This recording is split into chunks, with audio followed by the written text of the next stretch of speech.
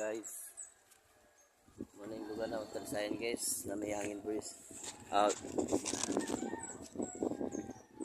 Water bridge. Uban kay hangin bridge ni water bridge ni. Kay dagat man ni. Water bridge.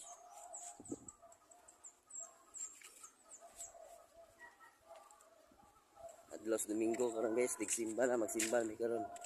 Sugo pa ko sa ako ayan nagwapa nga magpalit ko pitsay Chinese pitsay sa market. Do lang ang market din baklay yun, baklay na namong market do nya na kadul mabaklay na ang market.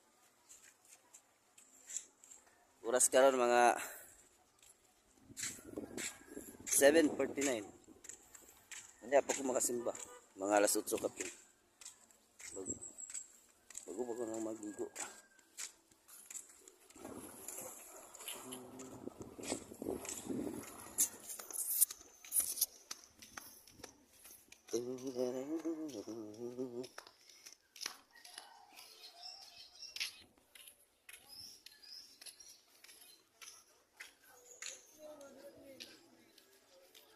Padungo kami sa market.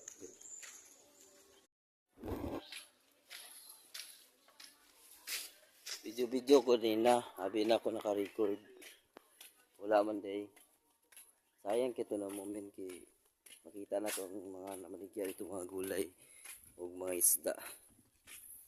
Wala man day karsibo ang video ko rin So mo na yung napalit ko. Nakita ko yung wasan ako na mapalit. Tindahan. Abi na ako naka-record. Wala man. So napalit guys kining Chinese pitsay o duha ka at salog luya din kay mo man ilamas sa kwan sa kwan ulo sa baboy dami naman kayo ng ulo sa baboy kasi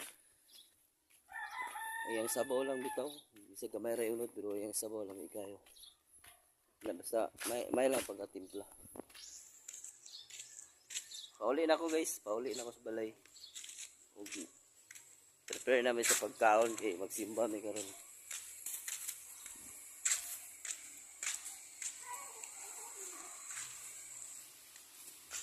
Sunod po, balik na sa poultry sa bukid sa Makupa, din sa Talsayan.